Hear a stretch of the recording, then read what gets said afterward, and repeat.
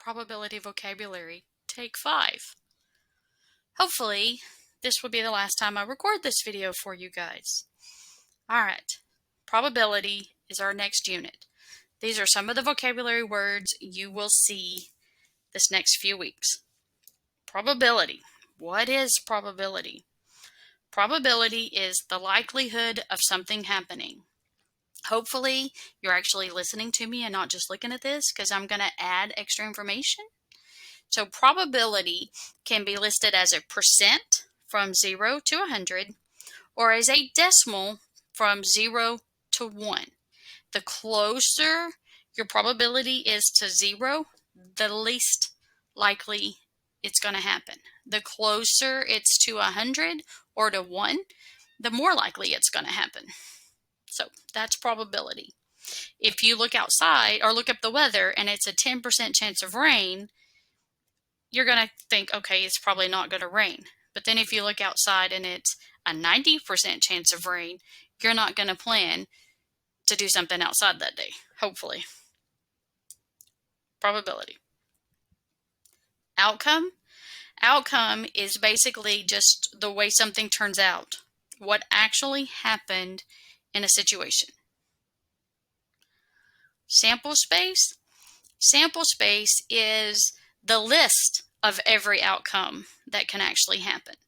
And sometimes we make those in tree diagrams, or we make them in tree diagrams, or we just list them out, just to give it, a few examples of how you can write your sample space. There are two types of probability. The first type is theoretical probability, and it's actually based on the item.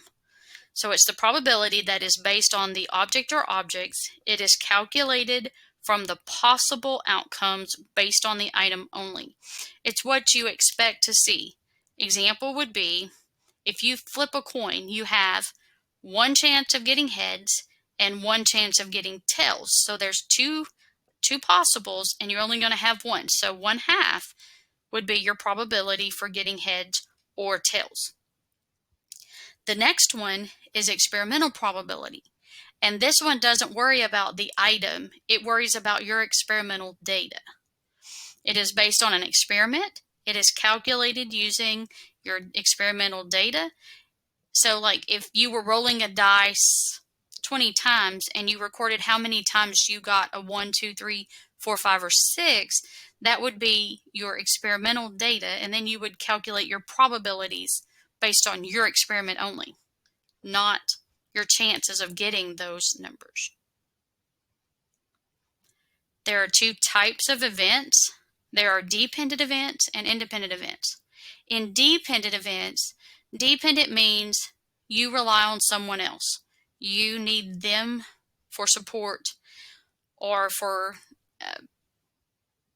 you just need them for support, okay? And so an event that's dependent is going to have its probability changed. So it's events where the occurrence of one event impacts the probability of another event happening. Example, there are 4 types of chips. You can choose one bag and then decide if you're going to eat it, and then choose another bag. Okay, well, if you choose, let's just say you choose one and eat it, when you choose a second bag of chips, there's no longer 4 there. There's only 3. So that's why your probability is going to change on what you choose next, because now you have less to choose from. Then we have independent events, which means you're not dependent on someone else. You don't rely on anybody or anything, and so it doesn't affect the other. So in that situation, with your 4 chips, what if you chose one, decided you didn't want that one, put it back? You're still choosing from the same number of bags. So it's events where the outcome of one does not change the outcome of another. All right, complement.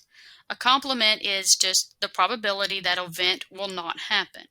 You either find the probability of that event and subtract it from 1 if it's a decimal, and from 100 if it's a percent, and then that gives you the complement. that it will not happen. Simple events, these are just one outcome, one specific outcome based on one item. Compound events are two or more simple events considered at the same time. Hopefully this will help a little bit.